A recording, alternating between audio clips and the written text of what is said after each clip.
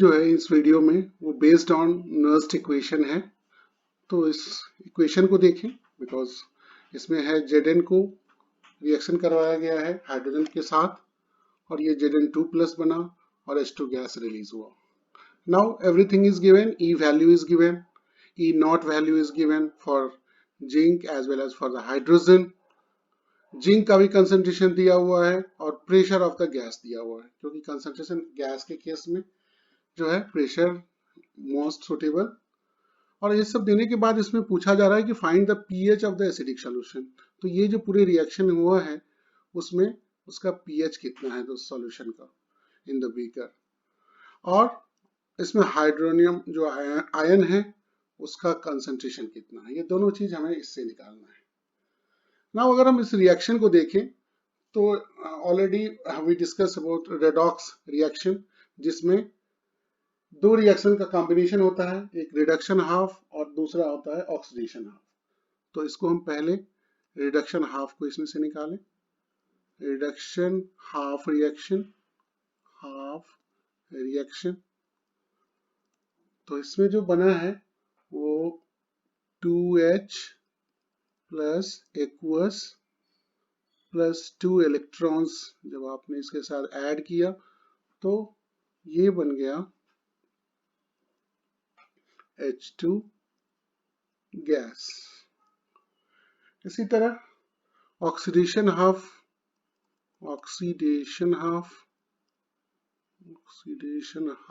Reaction जो है इसमें वो Zn जो सॉलिड था वो बन गया है Zn2+ एक्वस प्लस 2 इलेक्ट्रॉन्स। तो इस तरह से अगर हम ये दोनों रिएक्शन का कॉम्बिनेशन जो है वो हमारा ऊपर में रिएक्शन है। अब जो इसमें अगर हम देखें तो हमारे पास अगर इसका E वैल्यू निकालें तो E नॉट की वैल्यू यानी स्टैंडर्ड वोल्टेज वो जो होगा उसके लिए हम क्या करेंगे, E not of reduction minus E not of oxidation. अब इन दोनों की वैल्यू ऑलरेडी क्वेश्चन में दिया हुआ है। तो E रिडक्शन की वैल्यू है वो 0.00 माइनस ऑक्सीडेशन की जो वैल्यू है दैट इज 0.76। अब अगर इन दोनों को हम सिंपल कैलकुलेशन, ये हो जाता है हमारा पॉजिटिव 0.76। नाउ अगर हम उस रिएक्शन का इसको नर्स्ट इक्वेशन में डालें, बिकॉज और नंबर ऑफ इलेक्ट्रॉन्स n जो है वो 2 इलेक्ट्रॉन्स है तो 2 हो गया n equal to 2। Now Nernst equation हमारा है वो है हमारा E equal to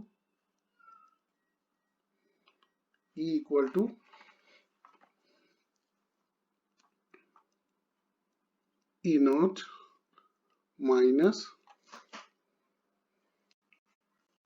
RT upon NF log Q जो होता है उसके बदले में प्रोडक्ट अपॉन रिएक्टेंट करेंगे तो Zn2+ एक्वस, और लॉग लगाने के लिए इस पूरे टर्म को, क्योंकि ln में होता है जनरली, तो इसको हम मल्टीप्लाई कर देंगे 2.303 से और multiplied by P pressure of hydrogen gas and product upon reactant करते हैं तो H प्लस कंसंट्रेशन और कोएफिशिएंट को हम उसका पावर में लगाते हैं तो स्क्वायर हो गया। सॉलिड का कंसंट्रेशन को 1 मानते हैं, इसलिए उसको हम नहीं लिखते जनरली जब रिएक्शन कोसेंट हो और या इक्विलिब्रियम हो। नाउ अगर हम इन सब टर्म्स को अगर गौर करें तो ये R जो है that is gas constant, T जो होगा वो एट 25 डिग्री तो 2 डिग्री सेल्सियस पे 298 है, F जो है वो फैराडे है, यानी ये सब कांस्टेंट है हमारे पास। ये जितने भी टर्म्स हैं ये कांस्टेंट है, फिक्स है एट 25 डिग्री सेल्सियस। रिएक्शन भी ये जो टोटल क्वेश्चन है बेस्ड ऑन 25 डिग्री और 180 एटमॉस्फेरिक प्रेशर। इस केसेस में अब आगे अगर हम लिखे ई ऑलरेडी क्वेश्चन में दिया हुआ है, दैट इज 0.46 और हमने ई नॉट अभी निकाला है, दैट इज 0.76 और इसकी वैल्यू हो जाएगी टोटल 0.059। आप करके देख सकते हैं इसको, एंड डिवाइडेड बाय जो इलेक्ट्रॉन्स है वो 2 इन्वॉल्व थे इस रिएक्शन में, वो 2 हमने लिख दिया। इसके अलावा जो लॉग एंड जिंक का जो कंसंट्रेशन है क्वेश्चन में दिया वो 1 है और प्रेशर ऑफ हाइड्रोजन गैस भी 1 है। तो इसके अलावा नीचे हमें जो ये निकालना है वो हाइड्रोजन आयन का कंसंट्रेशन निकालना है। नाउ अगर थोड़ा सा इसमें सिंपल कैलकुलेशन है, इस कैलकुलेशन अगर हम देखें तो ये हो जाएगा 0.46 is equal to 0.76 minus 0.059 upon 2 log 1 को मल्टीप्लाई करेंगे तो 1 ही होगा और इसको अगर ऊपर ले जाएंगे या न्यूमरेटर पे ले जाएंगे तो ये हो जाएगा log concentration of H plus two the power -2।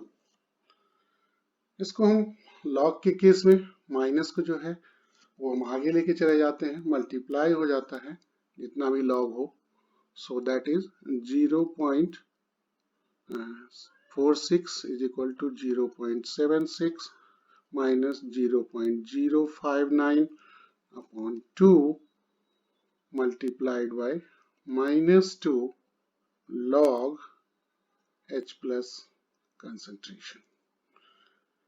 और सिंपल कैलकुलेशन करें इसको तो ये हो जाता है 0.46 is equal to 0.76 minus minus plus and then ये 2 जो है इस 2 से कैंसल और हमारे पास बचा 0.059 log H plus concentration.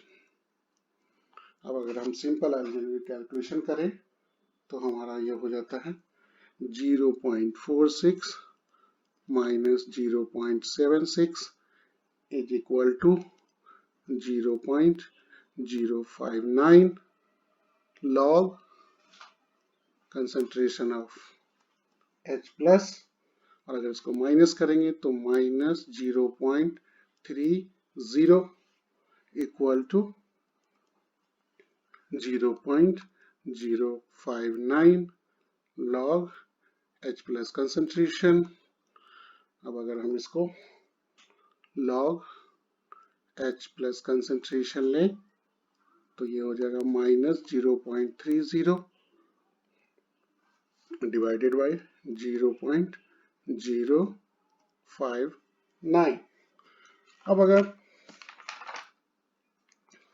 log का इसको अगर नॉर्मल करें तो ये हमारे पास हो जाता है minus log H plus concentration is equal to minus 5.08 और हमें pH भी पता करना है और आपको पता है कि pH इक्वल टू होता है minus log concentration of H plus ion. तो हम log H plus ion concentration के आसपास पहुंच चुके हैं बट माइनस पे नहीं पहुंचे हैं। तो यहां से हम क्या करेंगे, अगर हमें H प्लस का कंसंट्रेशन चाहिए तो हम इसे एंटी लॉग और माइनस 5.08 का एंटी लॉग निकालेंगे। लेकिन कभी भी इसमें दो चीजें होती है पॉइंट से पहले वाले लॉग और एंटी लॉग में, इसको बोलते हैं कैरेक्टरिस्टिक्स और इस पार्ट को बोलते हैं मैंटीसा। C और M लिख रहा हूं मैं। ये पार्ट नेगेटिव हो सकता है, मैंटीसा वाला पार्ट नेगेटिव हो सकता है, कैरेक्टरिस्टिक्स वाले पार्ट को हम जो है वो फिर करते हैं। ये हो सकता है मतलब जो कैरेक्टरिस्टिक्स है that may be the minus but mantissa हर समय पॉजिटिव रहता है, सो थोड़ा केयरफुली करना पड़ता है। ये हर समय पॉजिटिव होगा तो आगे वाला पार्ट नेगेटिव हो सकता है, ये वाला पार्ट जो है वो नेगेटिव नहीं होता है। तो इसके लिए एक सिंपल टेक्निक है कि ऐसे केसेस में हम क्या करते हैं कि पॉजिटिव बनाने के लिए एंटी लॉग ये ऐसे ही रहने देते हैं, और जैसे इसको दो पार्ट में अलग अलग कर दिया, तो -5 और इसमें एक और माइनस लगा दिया और एक प्लस ले लिया। दोनों लेने से कोई फर्क नहीं पड़ेगा पूरे सिस्टम में। और साथ में हमने इसको 0.08 ले लिया।